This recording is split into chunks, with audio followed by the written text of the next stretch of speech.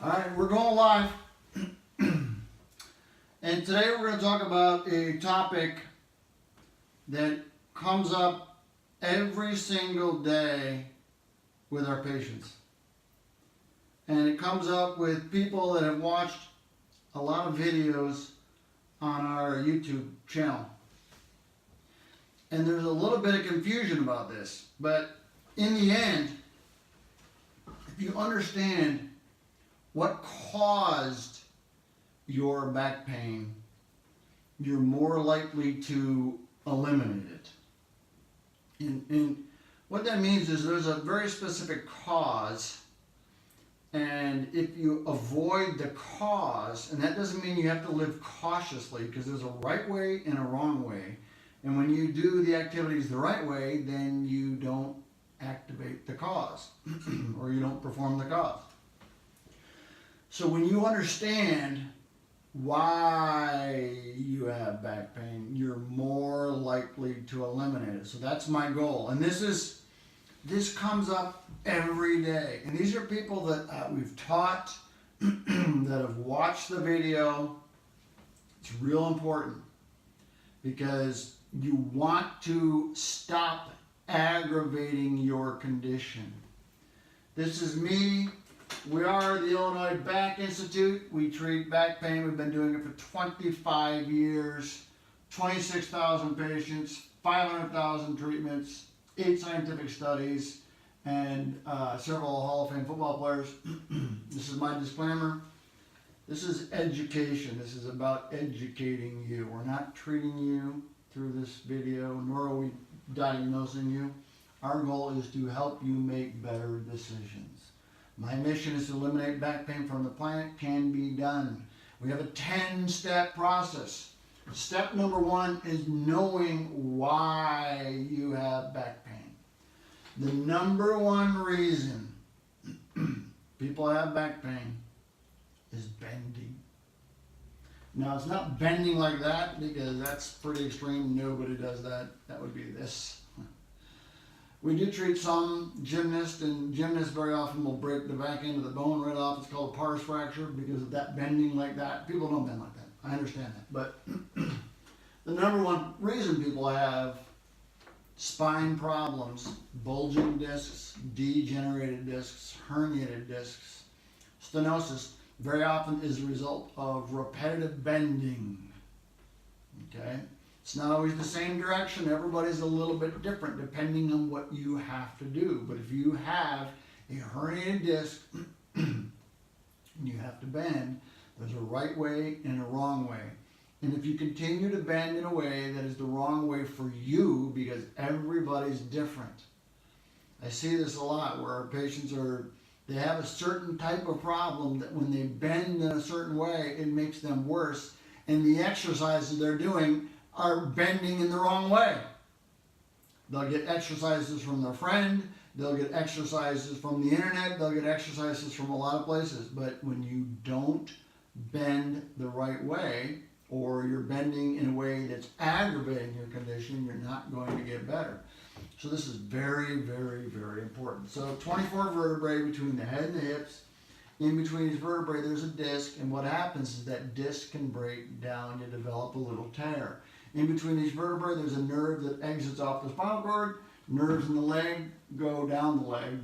It's called sciatica. Nerves in the neck go into the arms. I said nerves in the leg, but what I meant was nerves in the low back. But what happens is, disc is like a jelly donut. The jelly's on the inside, and the jelly can move. And when you bend a certain way all day long, and more importantly, if your hips are tight, okay, because we've talked about if one hip is tighter than the other, the 6 causes. Number 1 is when one hip is tighter than the other. When one hip is tighter than the other, you bend a certain way, but what it'll do is it'll start to cause some rotation and some aggravation to that disc. And the more you do that, if things are out of balance, the more you do that, the more stress you're going to put on the outer portion of the disc. And then what happens over time is the annulus starts to tear. And as that annulus starts to tear, the nucleus starts to push out. As the nucleus starts to push out, you'll develop a bulging disc or a herniated disc or a ruptured disc. All those things are really the result of bending wrong. Now, it's not everybody, but it's a large portion of the population that has these problems. So this is not about your bulging disc. This is not about your herniated disc. This is about what you're doing to aggravate it or what you're doing to perpetuate it.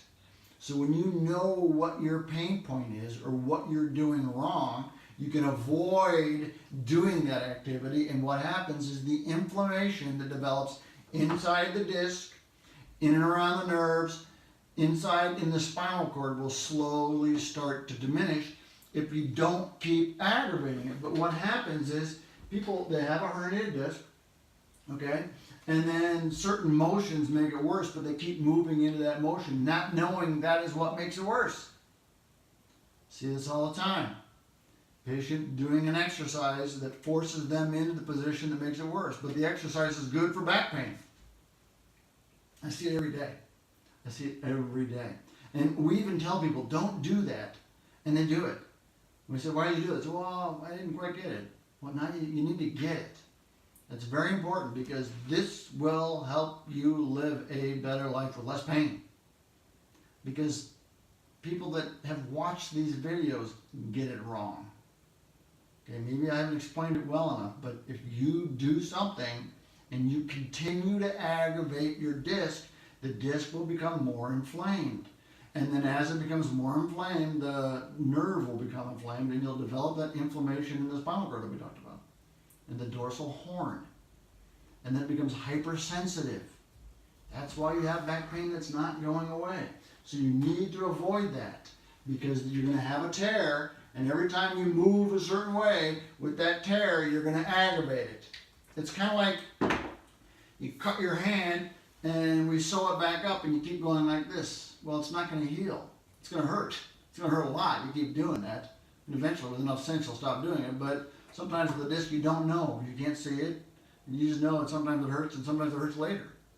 It doesn't always hurt right when you do it. Sometimes it might hurt 3 or 4 hours later. But again, it goes back to bending. But we know you're not bending like this because nobody bends like that. But it's how you bend. Are you better when you bend to the left, to the right? Are you worse when you bend to the left, to the right, forward, back, side to side? What is it?